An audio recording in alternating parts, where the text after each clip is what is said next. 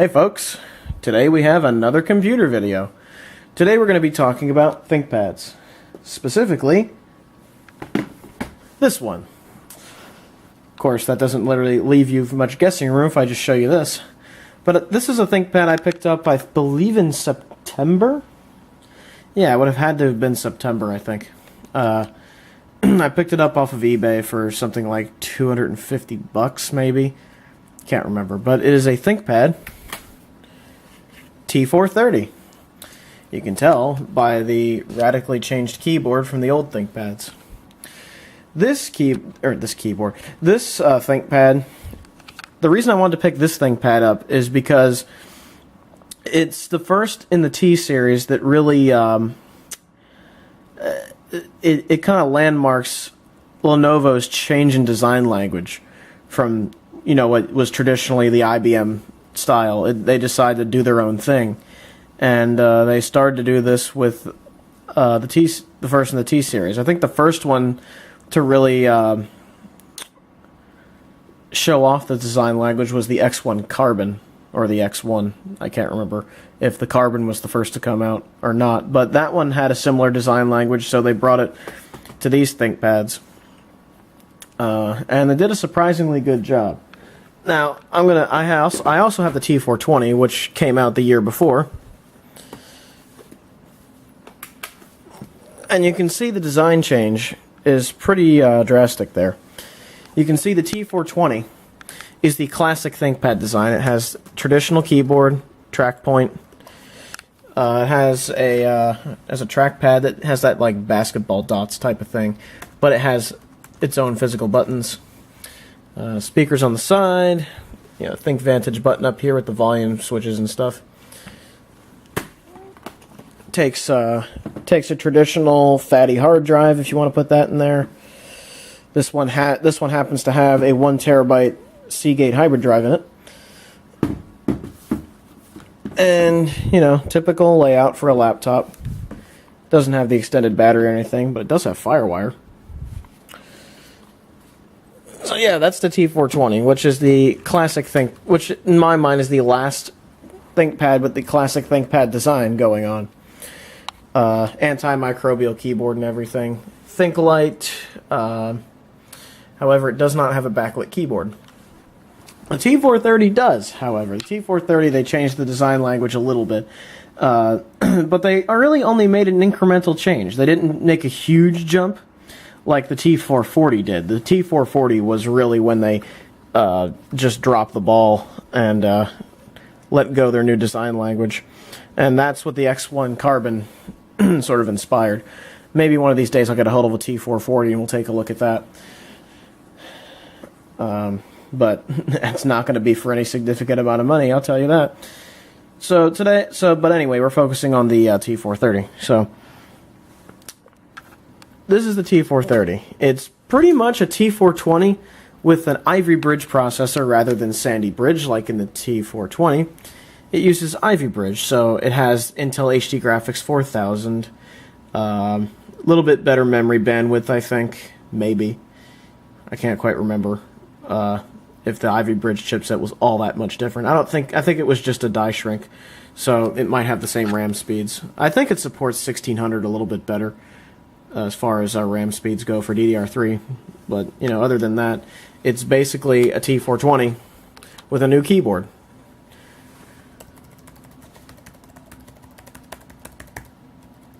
That's the sound of the keyboard. The funny thing is, I remember when this came out, a lot of people went there was a lot of hubbub surrounding the keyboards that were on these newer ThinkPads. And, you know, on a traditional ThinkPad, it has that nice tactile feel, although on the T420 it's particularly light typing feel. But that's nice, actually. That's not too bad. It's tactile enough to feel. On the T430, there's a lower key travel, for sure, but there's still that tactile bump in the key, which is really key on ThinkPads. They have to have that or they're not a ThinkPad.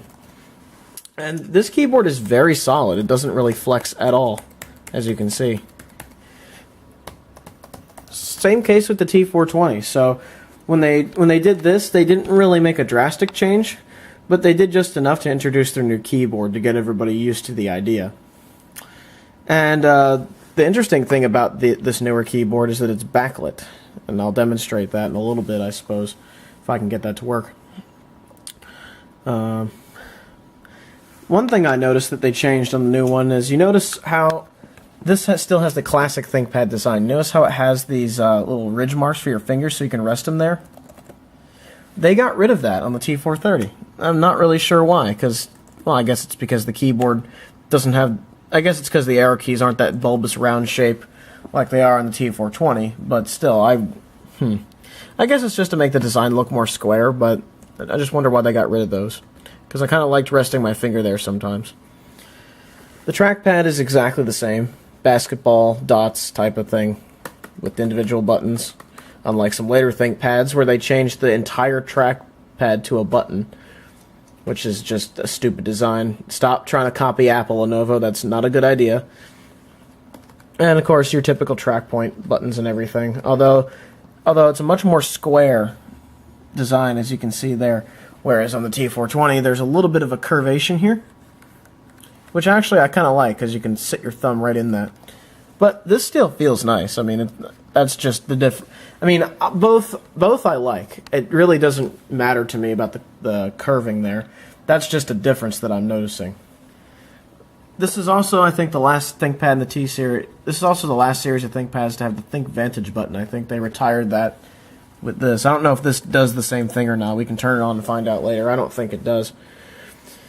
Or at least they just retired the Think Vantage name. I'm not really sure if they retired the button or not.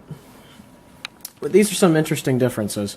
The one main difference between these two is that my T420 has the 1600 by 900 display, while my T430 has the 1366 by 768 display. So this display, while this display really doesn't have that high of a resolution, but for my needs, it's fine. It's not going to bother me that much.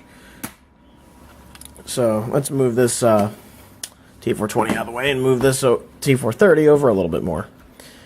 Take a closer look at it. You know, they really don't look a whole lot different on the surface. The Lenovo logo is a little bit bigger on this one, I think. That's really it. So let's take a look around the laptop itself. We have a cooling vent with the heatsink, or as you can see there. VGA with the screws, which is nice to see. A combined headset jack, so you can get an adapter to break that out. I believe on the T420 it has the same thing. Yes, it does. So it has the same thing, it's just on the other side. So they switched the layout of the ports a little bit. Here we have the hard drive caddy cover, which is where you can put a slimline hard drive. That's a big difference between the T420 and the T430. The T430 is really the new introduction of Lenovo's new design language with that keyboard and with slimline hard drives.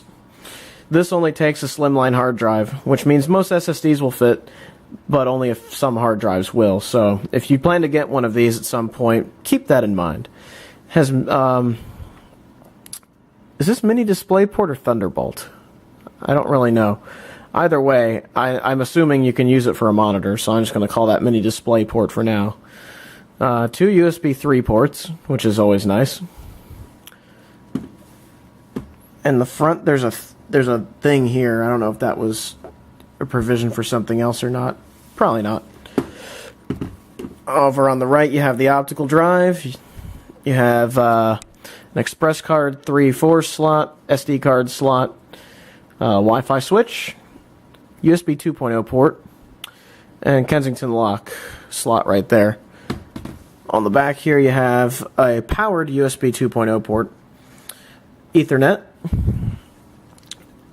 the big bulbous battery, which I got with this thing. I wasn't expecting to get that with this machine, actually. 20 volt power connector, and the other side of that vent. So it's a pretty typical layout. It still has the docking port connector on the bottom. RAM door right here.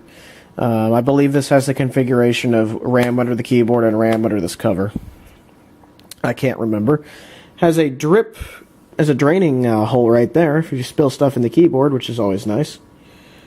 And I got this on the bottom of the machine when I got it. Service alert, non-return hard drive machine.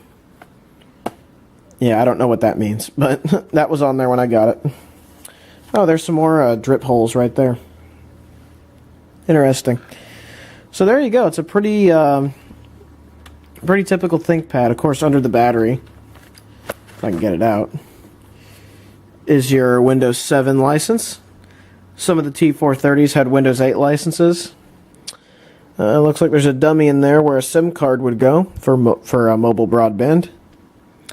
And I think that's the LVDS connector for the monitor. So there you have it. Yeah.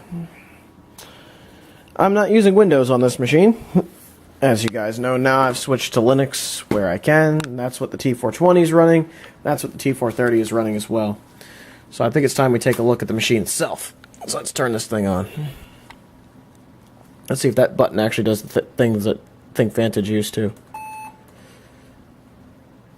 Yes, it does actually. It does do the ThinkVantage thing. So let's take a look in the BIOS. Alright, so the BIOS is from 2014. There you go. It has an Intel Core i5 3320M CPU, which is basically a spiritual successor to the 2520M on the T420 over there. I put 8 gigs of RAM in here, as you can see. I have UEFI Secure Boot off. What else do we have in here? Wake on LAN, AC only. There's plenty of options in here, lots of them actually. You can turn USB 3 mode to different ones, enabled, disabled. Plenty of options to choose from. Serial ATA options. You can turn off hyperthreading and multi-core stuff. Just AMT. Turn the beeping on and off. Power settings. Lots of settings to choose from here. It's your typical stuff that you'd find in a ThinkPad. It still has the function and control key swap and the function key lock, so they put the function key right there, which annoys some people, so you can swap those two if you want in the BIOS, which is nice. I think this is a good opportunity to show you the configuration of the ThinkLite. If I can get this to work. Yeah, the keyboard is backlit right now. Actually, let me I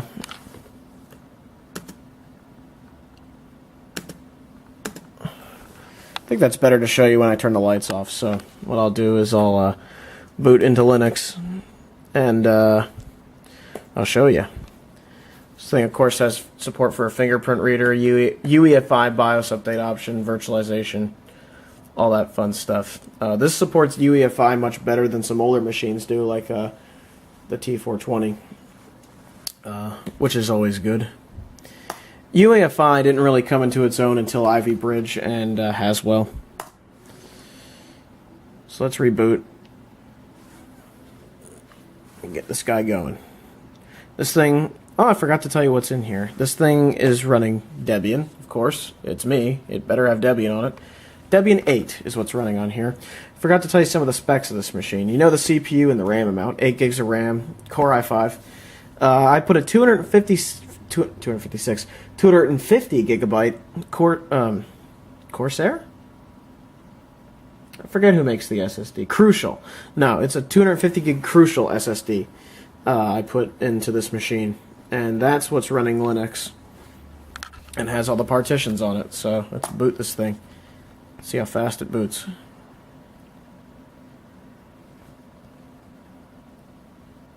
Bam! It boots really quickly. I love these machines. They are very, very fast. Hit the button. Bam! Done. SSDs are wonderful. 3 files added to your Dropbox. So there you go. Got Linux running on this thing. Now I can show you what they've done with the keyboard backlighting and the ThinkLite. I think they've devised a very good solution for this. So let me shut the lights off real quick. Okay, it's a little bit darker now. You can barely see what's going on. But that's a good thing. Let's show you the backlit keyboard. So you hit Function spacebar to mess with that. there's the backlit keyboard for you, which actually works pretty darn well. It looks nice. In a darkly lit room like this, it works out perfectly. It reminds me very much of my 2009 MacBook Pro I used to have. So that's a very nice thing. See, some people poo-pooed these keyboards, I think just on looks alone, but they really do add some really nice features to these ThinkPads. You can also turn the Think light on instead of that if you prefer the Think light, which lights the keyboard up, which actually lights up your area even more.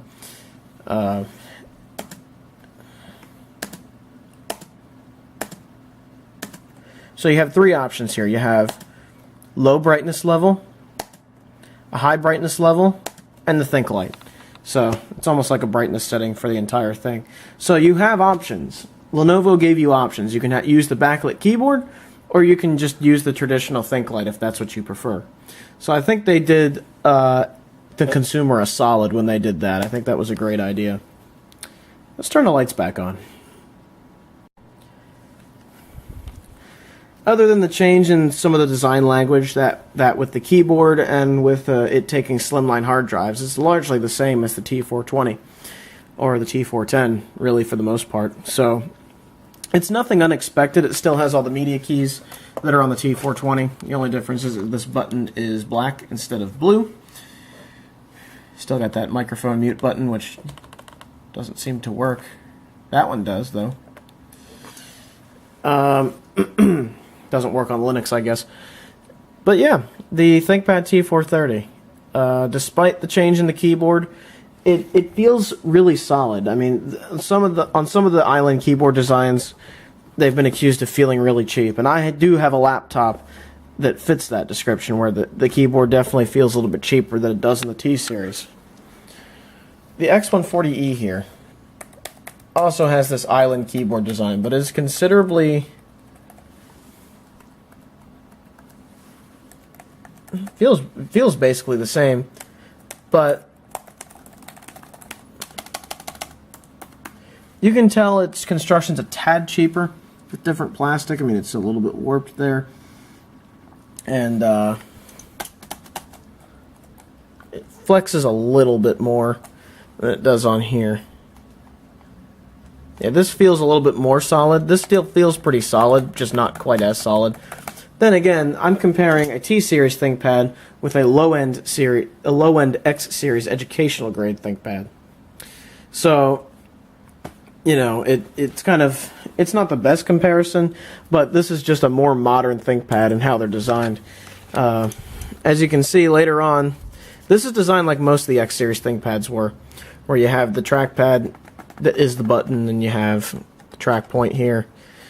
The T440 is really where it gets juicy and interesting. If I get a hold of one of those, we'll definitely be talking about it. But T430 is largely a T420 with an upgraded chipset CPU, a backlit keyboard with the Island style keys, and one that takes slimline hard drives instead of the fatty drives like the T420 did. So between these two, I think the T420 really is the last of its kind. It's the last classically designed ThinkPad.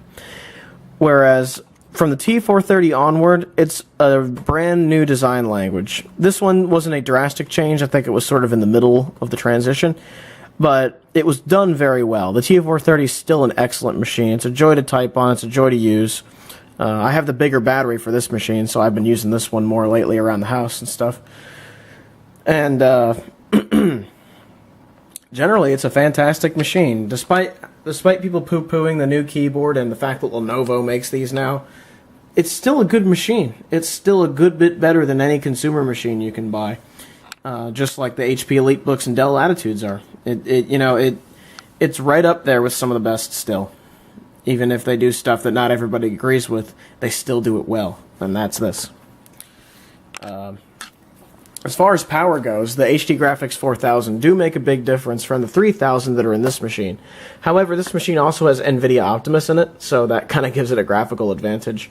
But just comparing the HD Graphics 3000 you can use on here with the 4000, the 4000 makes a huge difference. You can play low-end games on there Team Fortress 2 will run, Counter-Strike Source will run, hell, even Second Life runs on Intel HD Graphics 4000 without much of a problem. Of course, it'll run better on a Haswell laptop, but even on an Ivy Bridge laptop like this, it still runs very well. So it's very nice. It's a very good experience. So yeah, the T430 overall, I think, has been just as positive of an experience as the T420 was, despite that keyboard change. Don't let people get in a fuss, just change your opinion something on a dime. You got to actually use it, and that's what I did here. It's a fantastic machine. If you're looking to get a decent business class laptop that isn't going to fall too far behind, T430 is a good option. Same with any of the other Ivy Bridge machines. Hell, Sandy Bridge is still usable, still reliable, still viable right now. It might not be in a couple of years, but it is right now. Ivy Bridge is simply a die shrink of that with better onboard graphics, and those better onboard graphics might get you a little farther and let you keep a laptop for a little bit longer. And plus, these are down in the between $200 and $300 right now on eBay, so it's a pretty good time to buy one. Because there's a lot of off-lease ones around. Soon that'll happen to the T440s and the T450s and all that stuff. That's how this works. But having used the T430 now, I can say that it's a very good laptop. People made a fuss over the keyboard. Yes, it's different, but it's backlit. It still has a nice feel to it. Might have that chiclet style that not everybody likes, but it's Lenovo. They still managed to pull it off really well. So, T430, it's a hell of a machine. Definitely recommend it if you're looking for a good used laptop that's a workhorse. It definitely fits that category very well. It's a ThinkPad, of course it does. So, there you go. I've rambled on enough about this ThinkPad. It's a very good one. I'd say it's just as good as the T420. So, if you don't mind going to the newer design language, hey, give it a shot, man. Anyhow, that has been this video. The ThinkPad T430 gets an A+ from me. It's a great machine. Anyhow, hope you guys enjoyed this video, and have a good one, everybody. Ciao.